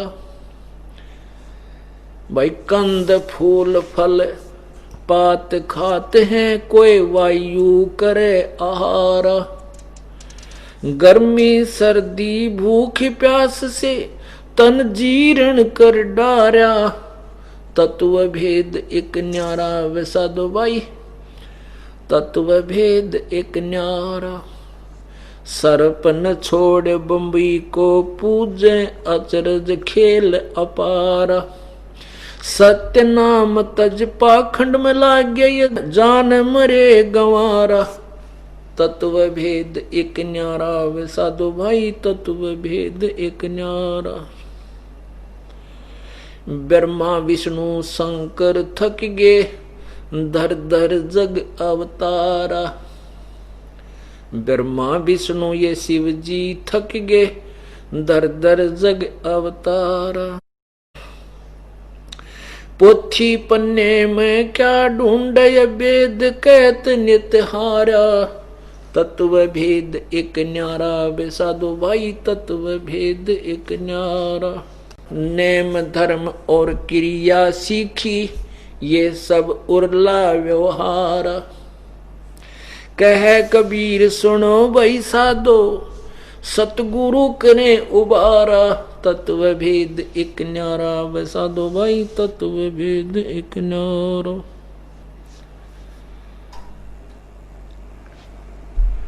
परमात्मा ये बताते हैं कि भाई कोई तो मुंड मुंडाता है, कोई बड़ी बड़ी जटाएं रखता है, कोई बिल्कुल निवस्त्र नंगा होकर घूम रहा होता है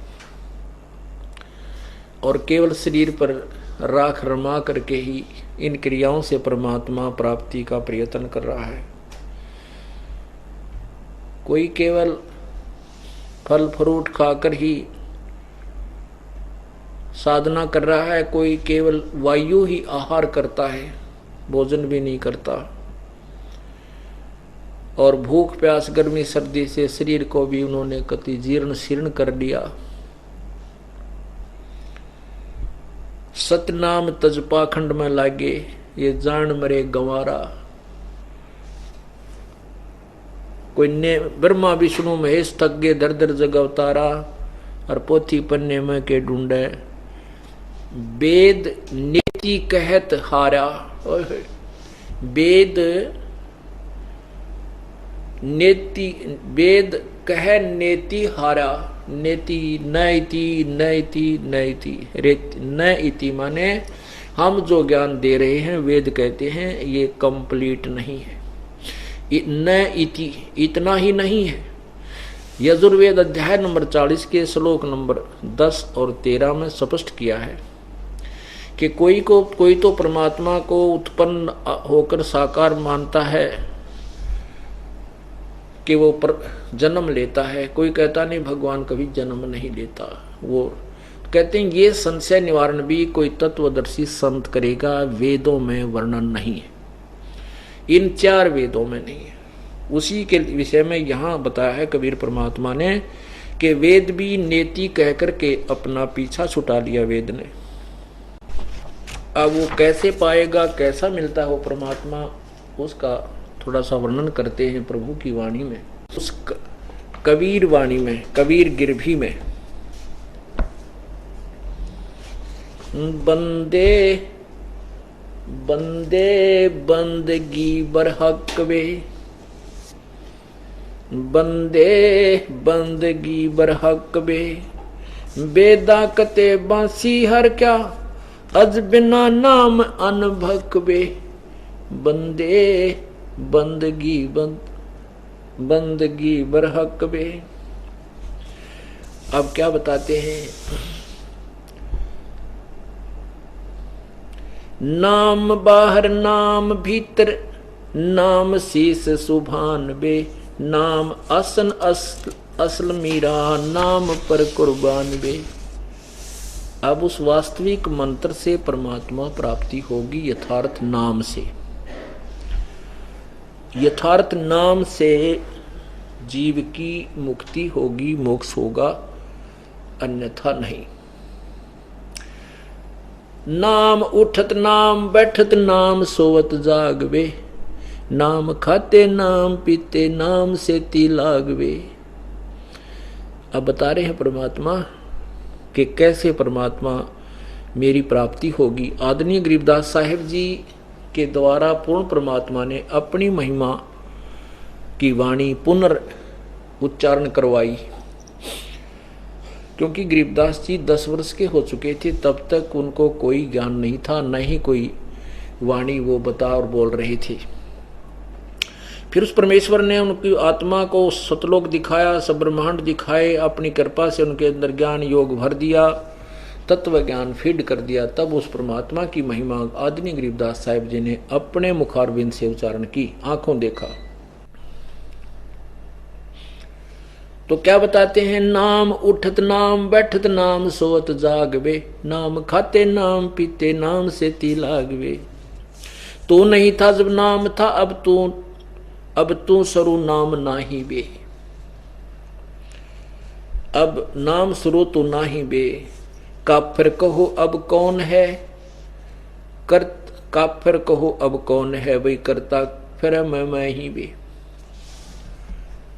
कहते हैं यथार्थ ज्ञान ना प्राप्त होकर के अपने आप को तुम बहुत जो है शिक्षित और विद्वान और महर्षि यानी गुरु मान चुके हो, और सभी अपने अपने अनुभव को उत्तम मान करके जनता को भ्रमित कर रहे हो। उसके विषय में बता रहे हैं, काफिर कहो अब कौन है भाई करता फिर मैं ही बे। मैं करसो मारियो भाई तू तो करसो छूट बे। इस मार में होशियार बंदे गधा बने क्या ऊंट बे। हो करे सो गद्दा होई मैं करो सो बोक बे। बंदा बेसारे बंदगी तो स्वान है सब लोक बे। स्वान सुकर होत कुकर बिना धनी के नाम बे। सोहम ओम सोहम जाप जप हरदम तू आठों याम बे। अब क्लियर करते जा रहे हैं परमात्मा अपने ज्ञान को कि पूर्ण परमात्मा की प्राप्ति का एक ही मात्र तरीका है, वो सत्य नाम है और वो 2 अक्षर का है। इसमें स्पष्ट भी कर दिया है और यही प्रमाण, क्योंकि नानक साहब को कबीर परमात्मा मिले थे और उनको भी सतलोक ले जाकर वापस छोड़ा था, जैसे आदरणीय गरीबदास साहिब जी को। और उनको ये मंत्र यथार्थ दिया था, उसकी विधि अलग से है जाप करने की। जब तक तो कोई विधि प्राप्त नहीं होगी पूर्ण संत से, तो इस नाम के ज्ञान हो जाने से भी कोई लाभ नहीं होगा। अब जैसे एक अपॉइंटमेंट लेटर होता है, बच्चे का नौकरी नियुक्ति पत्र होता है और उसमें अधिकारी 10 साइन कर देता है, वही लाइनें होती हैं, वही पंक्तियां होती हैं। जब तक अधिकारी के साइन नहीं होंगे तो उन पंक्तियों को कोई पढ़ ले, गोठले से लिख ले और किसी को भी वो पंक्तियां दस्तक करके कोई दे डाले, कितने को दे दे, उनको किसी को सरकारी लाभ नहीं मिलेगा। इसी प्रकार ये मंत्र जो है ये सतनाम है, अभी तक छुपा के रखना था और सारनाम तो और भी गुप्त रखना है। सारनाम को तो खोला ही नहीं, परमात्मा ने अभी दास के ऊपर कृपा की है तभी आप तक पहुंचा है। पहुंचने लगा, इस समय देना था, क्लियर करना था, अब तक छुपा के रखना था। परमात्मा ने, कबीर परमेश्वर ने अपनी कबीर सागर में स्वयं ही कहा है कि धर्मदास तो 1,00,000 दोहाई, ये सार शब्द कहीं बाहर न जाई। ये देखिएगा पवित्र कबीर सागर, इसको हमने 4 भागों में अलग अलग किया हुआ है, जल्द बनवाया। वैसे इकट्ठा बहुत मोटा है, बहुत भारी है। इसमें देखना, ये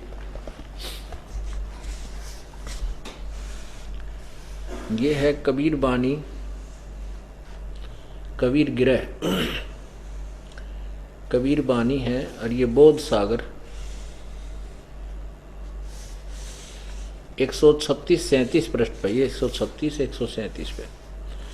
इस पे लिखा है कि 12 पंथ चलो सो भेद, 12 पंथ काल फुरमाना, भूले जीव न जाए ठिकाना। ताते आगम कही हम राखा, वंश हमारा चूड़ामणि शाखा। ये चूड़ामणि से शुरू होता है वो 12 पंथ। फिर प्रथम, इन्होंने प्रथम लिखा है, थोड़ा सा भेद करते चले गए। जग में जागू प्रभाव है, ये जागू, फिर सूरत गोपाल, फिर मूल निरंजन वाणी, टकसार का भेद, ब्रह्म वाणी, ब्रह्म अभिमानी जानी, ऐसा ये पंथ है। ये 12 पंथ हैं, 6वां पंथ, 7वां पंथ, 8वां राम कबीर, 9वां ज्ञानी, 10वां ये 11वां। तो यहाँ यहाँ लिखा संवत 1775 सोई ता दिन प्रेम प्रगट जग सोई।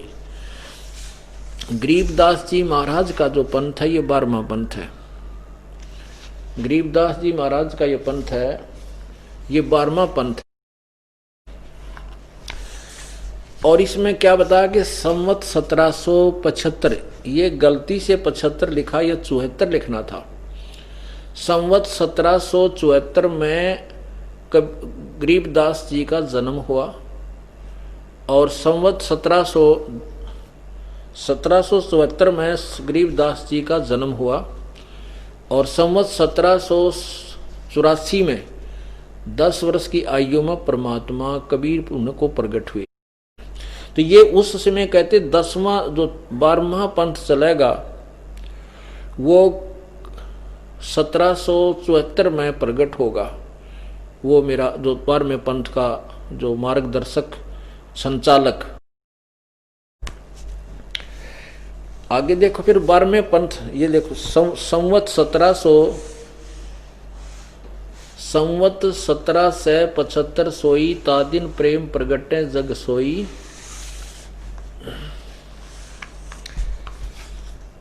आज्ञा रहे ब्रह्म बोध लावे कोली चमार सबके घर खावे। यह साखी हमारा ले जीव समझावे, साखी हमारा ले जीव समझावे, असंख जन्म में ठोर ना पावे। 12वां पंथ गरीबदास पंथ तक को कहा है कि असंख्य जन्मों तक भी ये ठौर नहीं पाएंगे और वो मेरी ही वाणी लेकर के दुनिया को जीवों को समझावेंगे। 12वें पंथ प्रगट हो वाणी, 12वां पंथ जो गरीबदास जी का है, मेरी अमर वाणी प्रगट होएगी और शब्द हमारे की निर्णय ठानी। अस्थिर घर का मर्म न पावे, यानी सतलोक नहीं जा सकते, उस अस्थिर अमरलोक का घर नहीं पावेंगे। और ये 12 पंथ हम ही को ध्यान, ये मेरा ही महिमा गाते हैं लेकिन इनको मेरी वास्तविकता का पता नहीं लगेगा। फिर क्या लिखा कि 12वें पंथ हम ही चल आवे। गरीबदास वाले पंथ में आगे चल के 12वें पंथ में गरीबदास वाले पंथ में हम ही आगे चलकर आएंगे और सब पंथों को मिटाकर एक चलाएंगे। 12 पंथ हम ही चल आवे, सब पंथ मिट एक ही पंथ चलावे। अब कमाल कर दिया परमात्मा ने, अपना कति निर्णय दे दिया। अब यहां देखना, धर्मदास मेरी लाख दोहाई, ये मूल शब्द यानी सार शब्द। बाहर जन जाई न जाई, बाहर नहीं जाई, ये लिखने में थोड़ा प्रिंट, बाहर न जाई। पवित्र ज्ञान तुम जग में भाखो, मूल ज्ञान गोए तुम राखो। इस तत्व ज्ञान को अभी छुपा के रखना है। आगे देखना, मूल ज्ञान जो बाहर जो पर ही, बिचली पीढ़ी हंस नहीं तरही। अगर ये ज्ञान बीच किसी के और के हाथ ला गया तत्व ज्ञान, तो ये बीच वाली पीढ़ी अपनी पार नहीं हो पाएगी। ये नकली संत ऋषि महर्षि उसी ज्ञान की ढोल पीटते पाएंगे और हम डिफ्रेंशिएट नहीं कर पाएंगे। इसलिए जब तक बिचली पीढ़ी नहीं आती तब तक इस यथार्थ ज्ञान को तू छुपा के रखना, जिक्र नहीं करना किसी को।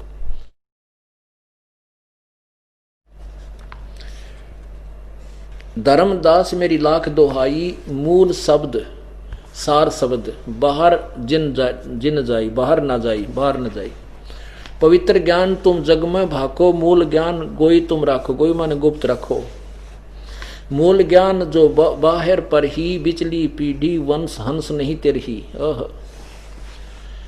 33 अरब ज्ञान हम भाखा। ओए है, परमात्मा कहते हैं हमने 33 अरब वाणी बोली है और मूल ज्ञान गोए हम राखा। तत्व ज्ञान अभी तक हमने छुपा ही रखा है, मूल ज्ञान गोए हम राखा। देखना, और कहते हैं मूल ज्ञान तुम तब तक छिपाई जब तक 12 पंथ मिटाई।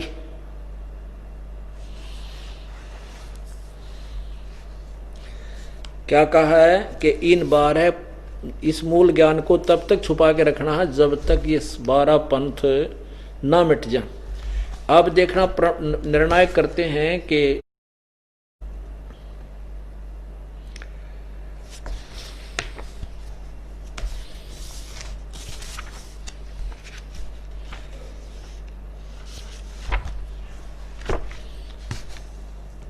अब 12 पंथ तो ये हो गए। अब देखना 134 पृष्ठ पे क्या लिखा है।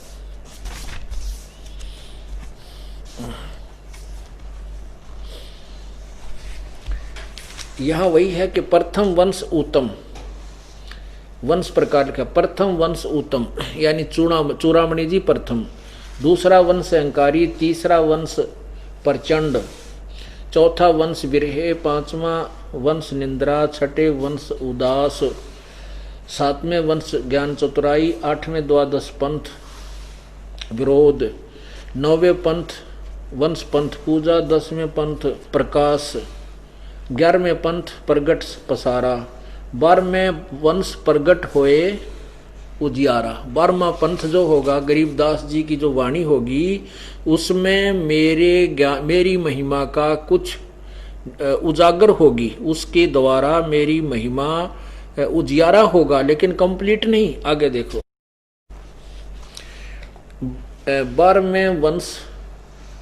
12वें वंश प्रगट होए उजियारा यानी मेरी वाणी प्रगट होगी। जैसे आपने अभी पढ़ा था कि संवत 1774 सोई तामम प्रेम प्रगट सोई, और मेरी वाणी का ही वो अर्थ लेंगे, मेरी महिमा की वाणी प्रगट होंगी।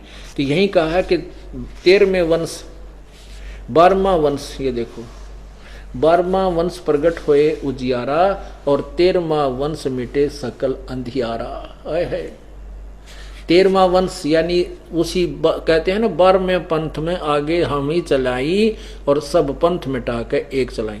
तो उसी का प्रमाण दिया कि 13वां वंश जो मेरा आएगा वो सभी अंधेरा मिटा देगा, पूरा तत्व ज्ञान। यहाँ देखना 13वां वंश मिटे सकल अंधियारा, एती दगा काल की समाई और तत्व बंधु की टेक रह जाई।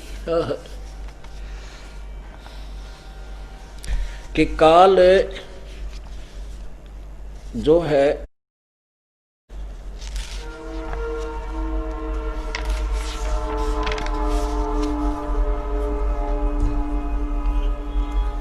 काल अपनी पूरी झक मार लेगा, लेकिन फिर भी हमारे तत्व ज्ञान को वो मिटा नहीं सकेगा। तत्व ज्ञान बिंदु की टेक रह जाई। अब देखिएगा यही कबीर सागर है।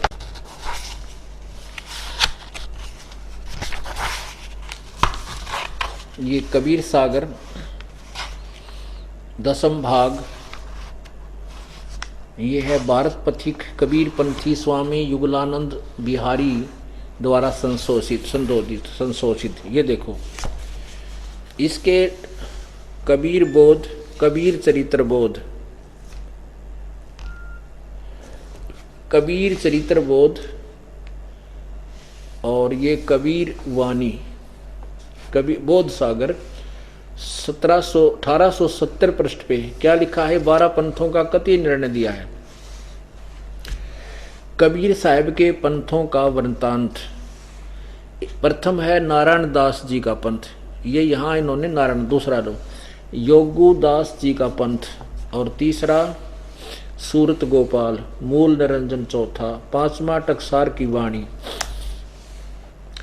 भगवान दास छठा भगवान दास जी का पंथ, 7वां सतनामी पंथ और 8वां कमाली पंथ, कमाल का पंथ, 9वां राम कबीर पंथ, 10वां प्रेम धाम की वाणी पंथ, 11वां जीवा पंथ, 12वां गरीबदास पंथ। ये 12वां स्पष्ट करना था, इसी कबीर सागर में लिखा 12वां गरीबदास पंथ। अब इसमें क्या बताया है कि 12 में हम ही चलाई, 12वें गरीबदास पंथ में परमात्मा कहते हैं हम ही आएंगे और सभी पंथों को मिटाकर एक ही पंथ चलाएंगे। अब परमात्मा के इस तत्व ज्ञान के सामने कोई संत नहीं टिक सकेगा, ना ही कोई अलग से पंथ बना सकेगा। थोड़ा सा समय अवश्य लगेगा, धीरे धीरे ये सब काम साफ हो जाएगा। और ज्ञान सब ज्ञानड़ी कबीर ज्ञान सो ज्ञानी, जैसे गोला तोब कहा, करता चले मैदान। अब ये तोब का गोला परमात्मा का तत्व ज्ञान, ये सबको साफ करता जा रहा। तो इसमें क्या कहा है, समान शुक्र होत कुकर बिंधनी के नाम बे, ओहम सोहम जाप जप, हर दम तू आठम याम बे। आठों याम मन पहर, हर दम प्रत्येक श्वास के साथ, हर दम। अपने आत्माओं, अब तो ये क्लियर हो चुकी है कहानी। अब जैसे हम आपको पहले भी दिखा चुके हैं, लेकिन प्रत्येक समागम में, प्रत्येक सत्संग में पुण्य आत्माएं अर्थात स्टूडेंट बदलते रहते हैं। परमात्मा पूर्ण ब्रह्म कबीर परमेश्वर नानक साहिब जी को आकर मिले थे बेई नदी पर, और उनको सतलोक लेकर गए थे। उसके बाद उनको ये सतनाम दिया था, और जब उनको सतनाम मिला उसके बाद नानक जी अति प्रसन्न हुए, कहने लगे सतनाम श्री वाहेगुरु, सतनाम श्री वाहेगुरु। के ये बीमारी तो इस सतनाम से कटनी थी, और ये वाहेगुरु, ये सतगुरु महाराज धन्य है आप ना मिलते तो क्या होता। अब देखिए ये जन्म साखी, ये देखिएगा जन्म साखी भाई बाले वाली। जन्म साखी को पवित्र सिख धर्म के अंदर एक ऑथेंटिक रिकॉर्ड माना गया है, क्योंकि ये वाणी, क्योंकि ये वार्ता भक्त भाई बालाजी के द्वारा जो गुरु नानक देव जी के साथ रहते थे उनके शिष्य द्वारा लिखा है। तो इसमें नो डाउट, इसमें कोई शंका को स्थान नहीं है। तो इस देखिएगा भाई बाले वाली, ये लिखा है ई जन्म साखी अज तक छप चुकिया नालों वड्डी है, सब तो वड्डी ते पुरातन, यानी सबसे पुरानी है। भाई बाले वाली जन्म साखी, इसमें देखिएगा समुद्र की सदी साखी, यह है समुद्र दी साखी।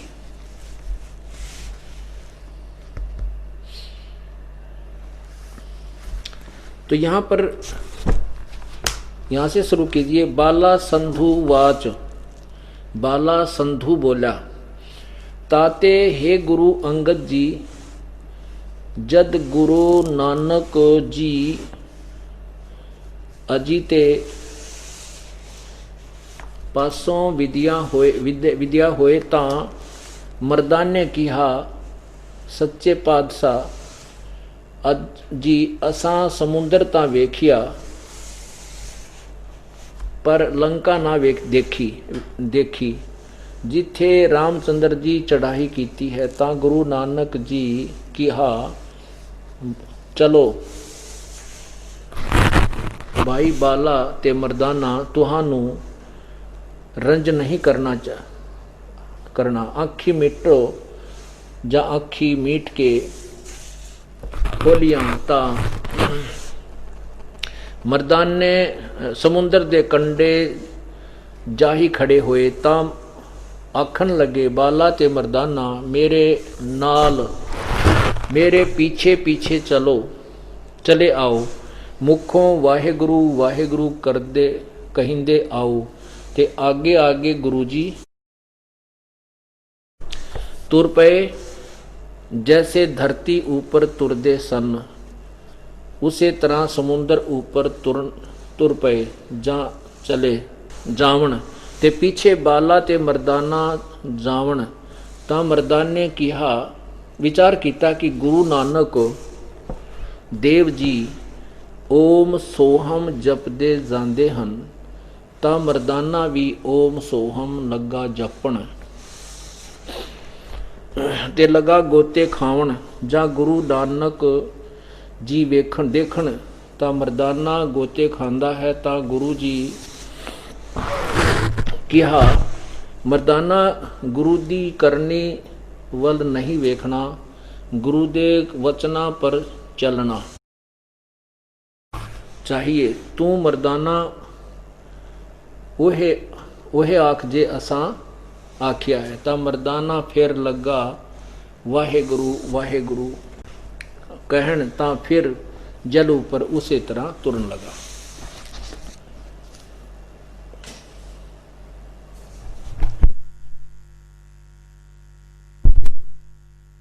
अब यहाँ वर्तमान में उपस्थित जो श्रोतागण हैं ये शायद पंजाबी नहीं जानते। इस दास ने पढ़ा है कुछ दिन, इसलिए कुछ कुछ आती है। और पंजाबी पढ़े हुए भी बच्चे बहुत यहाँ पर उपस्थित हैं। फिर भी इन्हीं इसी तरह एक हिंदी में अनुवादित है। ये है जन्म साखी।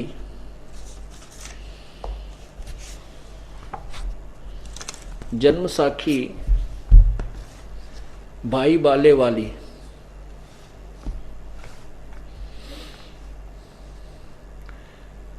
श्री गुरु नानक देव जी दी जन्म साखी।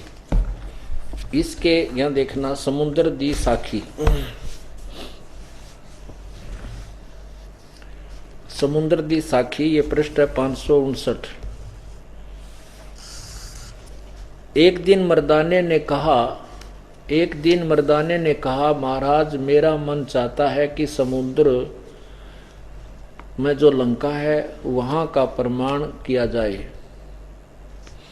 गुरुजी ने कहा अच्छा आप लोग अपने नेत्र बंद करो। जब मैं और मर्दाने ने नेत्र बंद करके अक्षण पीछे खोले तब हम लोग गुरुजी के साथ महान समुद्र तट पर खड़े थे। तब गुरुजी ने कहा कि तुम लोग समुद्र के जल पर वाहेगुरु जप करते पैदल ही चले आओ। हे गुरु अंगद देव जी, हम लोग गुरुजी के पीछे पीछे उसी प्रकार जा रहे थे जैसे सूखी पृथ्वी पर चला जाता है। आगे आगे गुरुजी ओम सोहम का जाप जपते चले जा रहे थे। मर्दाने ने सोचा कि हम भी ओम सोहम जाप क्यों ना करें। जब मर्दाना भी ओम सोहम की रट लगाने लगा तब वह लगा गोते खाने। गुरुजी ने पीछे देखा तो हंस कर कहने लगे, हे मर्दाना, शिष्य का धर्म है कि वह गुरु के बताए मार्ग पर चले, इसलिए तू वाहेगुरु ही जप तेरा उसी में कल्याण है। जब मर्दाने ने वाहेगुरु की रट लगाई तो फिर पूर्व प्रकार पानी पर चलने लगा। अब जो हिंदी पंजाबी नहीं जानते उनको शंका हो सकती है कि हम तो नहीं समझ देख सके, तो हिंदी भी क्लियर कर दिया आपके सामने, इसमें भी यही लिखा है। अब ये भी कंसेप्ट क्लियर हो गया कि जो महापुरुष परमात्मा को, जिन महापुरुषों ने परमात्मा का साक्षात्कार हुआ है उन्होंने भी यही मंत्र बताया है जो आप जी को प्राप्त है। अब यहाँ एक और निर्णय मिलता है कि गुरु नानक देव जी ने किसी भी सिख को नहीं बताया ये जाप करने को, क्योंकि परमात्मा ने इनको सख्त हिदायत दी थी, कबीर परमेश्वर ने, कि अभी ये गुप्त मंत्र नहीं खोलना। ये सतनाम भी नहीं खोला और साथ में इसकी विधि भी नहीं बताई गुरु नानक देव ने। और सार नाम तो बहुत दूर की बातें हैं। इससे क्या हुआ, सिद्ध हुआ कि वो परमात्मा की वाणी आपने अभी पढ़ी कि धर्मदास तो ये लाख दोहाई, ये सार शब्द कहीं जो मुख्य शब्द सार शब्द ये कि तो बाहर ना जाए। और ये मूल ज्ञान भी छुपा के रखना है। 33 अरब ज्ञान हम भाखा और मूल ज्ञान गुप्त ही रखा। और जब तक मूल ज्ञान तब तक छिपाई जब लग 12 पंथ ना मिट जाए। अब ये 12 पंथ कति नष्ट हो जाएंगे क्योंकि इनका ज्ञान लिपिबद्ध है। ये जो मंत्र देते हैं उनका भी पता है और वो अब अपने आप निष्क्रिय हो जाएंगे। तत्वज्ञान जनता तक पहुंचेगा और उमड़ कुमड़ कराएंगे। कौन नहीं चाहता अपना कल्याण करवाना, लेकिन अब ये विश्वास ही नहीं हुआ है कि सतलोक आश्रम क्रोथा के और बरवाला में वो जड़ी है जिससे जीव उद्धार संभव है। No doubt. जब ये विश्वास हो जाएगा फिर देखना, जहां तक नजर जाएगी वहां तक बंदे ही बंदे नजर आएंगे, उमड़ उमड़ कराएंगे। तो अभी क्या बता रहे हैं देखना। अब इस मंत्र का सतनाम का आपको पता लगा है 2 अक्षर का है और सारनाम 3 अक्षर का है, ओम तत्सत। वो 3 मंत्र का है ओम तत्सत। ओम और तत् तो ये प्रकट हो गए, सतनाम बन गया जो आपको अभी सुनाया। अब आपको और क्लियर करते हैं।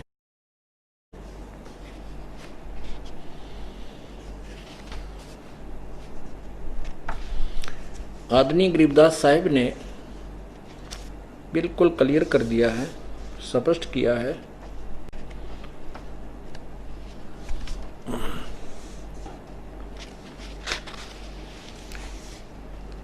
कबीर पुरुष की लीला न्यारी, अपनी महिमा आप पसारी। रचे कच्छ मच कूरंबा, दौर धरणी शाखा अठखंबा। गिरिवर मेरु और सागर सिरजे, अष्टकुटी धरणी में दर्जे। 33 कोट देव की संज्ञा, इंद्र सूर चंद सूर तारायण तेजम। लोका लोक दर प्रथेजम, सप्तपुरी बैकुंठ विलासा। इंद्र कुबेर वरुण प्रकाशा, 14 कोट दूत धर्मराया। चित्रगुप्त की लेखनी आया, 18 भार बनमाल बिनानी। 4 अंड 4 ही खानी। गण गंधर्व एक मुनियर मेला, 87 88 नाद सकेला। 33 कोट देव की संज्ञा, सिद्ध 84 शब्द विहंगा। 5 तत्व का कीन पसारा, पिंड ब्रह्मंड रचे कर तारा। सकल जूनी जल थल सिर जाई, ब्रह्मा विष्णु महेश उपाई। ब्रह्मा विष्णु महेश की भी उत्पत्ति की। नाद बिंद का सकल पसारा, ये 52 अक्षर विस्तारा। अकय पुरुष रूप सो गोप रहाई, निश्चल पुरुष कबीर गोसाई। अंत कोट ब्रह्मंड समूलम, चरण कमल में सब अस्थूलम। ओहम सोहम सार संदेशा, मानो सतगुरु का उपदेशा। कि ये मंत्र है, ये सार संदेशा है, ये सत्य ज्ञान समझ लेना, ये सत्य मंत्र है। ओहम सोहम सार संदेशा, मानो सतगुरु का उपदेशा। यो ही मादर पिदर प्राणी, यो ही आदि यो ही अंत निशानी। यही मध्य प्रसिद्ध अजूनी, जब तब संजम ध्यान की धुनी। राजपाट गज ठाठ फकीरी ही, बिना सतनाम या झूठी चीरी। इसी के विषय में आपको और आगे सुनाते हैं। पुण्यात्माओं, जिस भी मार्ग पर हम चल रहे हैं और जब तक ये हमें क्लियर नहीं होगा, स्पष्ट नहीं होगा कि जिस रास्ते से हम जा रहे हैं ये हमारा सही है, तब तक चलें जरूर के, पर गोड्डे से टूटे रहते हैं इंसान के, चल नहीं सकता। क्या बताते हैं आदरणीय गरीबदास साहिब जी? प्रभु कबीर जी का दिया हुआ ज्ञान हमें स्पष्ट करते हैं। ओहम सोहम मंत्र सारम, सुरत नृत से करे उचारम। ओम सोहम मंत्र जपिए, योग युगत या धूणी तपिए। ये धूणी है जो शरीर फूको हो तुम धूणे ला करके, वो नहीं। इस सच्चे नाम की रूपी जो धूणी, अर्थात इसमें जितना भी तुझे कष्ट सहना है, चाहे नींद लट झटके दे, चाहे कुछ भी करे, इस जाप को आपने करना ही होगा। अंध कपाट नाम से खुले, सुरत पींग चढ़ हंसा झूलें। सुरत हंसनी को जोक देखें, अंत कोट ब्रह्मंड परेखें। सार शब्द का सोहम अंगा, सुनो पुरुष का निज प्रसंगा।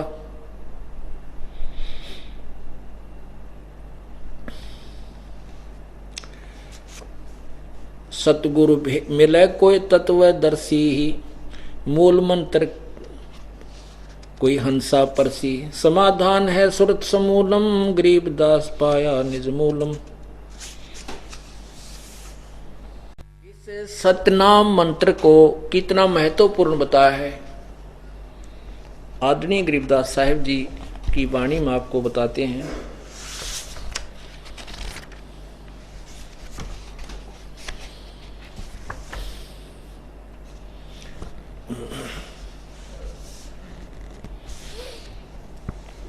मन राजा खेलन चला रंग होरी हो, पर पटन की सैल राम रंग होरी हो। होरी माने जैसे कोई भी किसका खुशी मनाते हैं, कोई तो कुछ साधना करके खुशी मनाता है कि मुझे परमात्मा प्राप्ति होगी, कोई कुछ करता है, कोई कुछ करता है, लेकिन यथार्थ भक्ति विधि के बगैर सभी प्रयत्न विफल हैं, व्यर्थ हैं, उसका कोई लाभ नहीं। मन राजा खेलन चला रंग होरी हो, होरी माने होली खेलते हैं, जैसे आपने तो कहते परमात्मा कहते हैं हम इस नकली होली को नहीं खेलते, हम तो वो वास्तविक होली परमात्मा के साथ खेलते हैं। कैसे? पर पटन की सैल राम रंग होरी हो, पावन टक पपील के रंग होरी हो, और ये पंडित लादे बैल राम रंग होरी हो।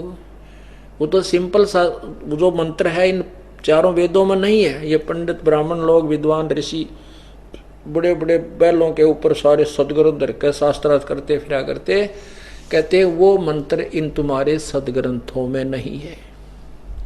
सार शब्द हम जग सो हम शब्द हम जग में ल्याए, सार शब्द हम गुप्त छुपाए।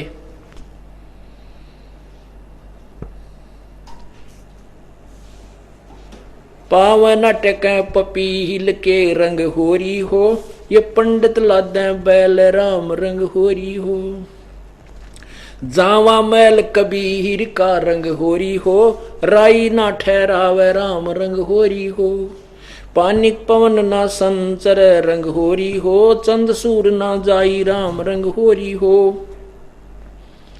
चार वेद पंडित पड़ा रंग होरी हो, 52 अक्षर लेख राम रंग होरी हो। वो अक्षर या मैं नहीं रंग होरी हो, रहे शेष के शीश राम रंग होरी हो। वो मंत्र वास्तविक मंत्र तुम्हारे वेदों में नहीं।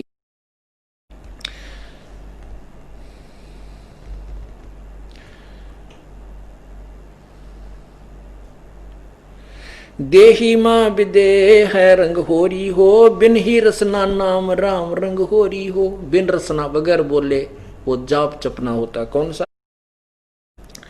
तारक मंत्र लीजिए रंग होरी हो, तारक मंत्र जो पार करने वाला मंत्र है वो लीजिए, उसका वो प्राप्त कीजिए सतगुरु ते। ओ हम सो हम नाद राम रंग होरी हो, सुकृत नाम उचार है रंग होरी, उचार है रंग होरी हो। सुकृत नाम उचार राम रंग होरी हो, लीला अगम अगाध राम रंग होरी हो। ओ हम सो हम मध्य है रंग होरी हो, वो सूक्ष्म मंत्र पावे राम रंग होरी हो। इस मंत्र के, इस सतनाम के अतिरिक्त एक और मंत्र है, सार नाम, जिसको कहते हैं सार नाम। धर्मदास तो लाख दोहाई, और ये सार शब्द की तो बाहर ना जाए। ओ सोहम मंत्र हम जग में लाए, सार शब्द हम गुप्त छुपाए। उसके विषय बताया है, ओ हम सोहम मध्य है रंग होरी हो, वो सूक्ष्म मंत्र पावे राम रंग होरी हो। निर्गुण पद निर्वाण रह रंग होरी हो, सुरत नृत धुन लावे राम रंग होरी हो। ओ हम सो हम मध्य है रंग होरी हो, वो सूक्ष्म मंत्र छाक राम रंग होरी हो। यही मंत्र या मंत्र से पार है रंग होरी हो, और मंत्र कोटों लाख राम रंग होरी हो। और तो लाखों करोड़ों बकाने वाले मंत्र हैं, उनसे पार नहीं हो सकते। ओम आनंदी लहर है रंग होरी हो, ये मुक्त सोहम मुक्ता चंद राम रंग होरी हो। ओम मंत्र की कमाई जो है, ये तो यहाँ आनंद लेने की है, ब्रह्मलोक तक के ही सुविधाएं हैं। और जो दूसरा मंत्र है वो उसकी कमाई, ये मुक्ता यानी मुक्त होने की प्रारंभ है। उसके बाद ओहम सोहम सार है रंग होरी हो, कोट कला रविचंद राम रंग होरी हो। ओहम सोहम पालड़े रंग होरी हो, और 14 लोक चढ़ावे राम रंग होरी हो। 3 लोक पासंग धरे रंग होरी हो, भाई तो ना तुला तुलाया राम रंग होरी हो।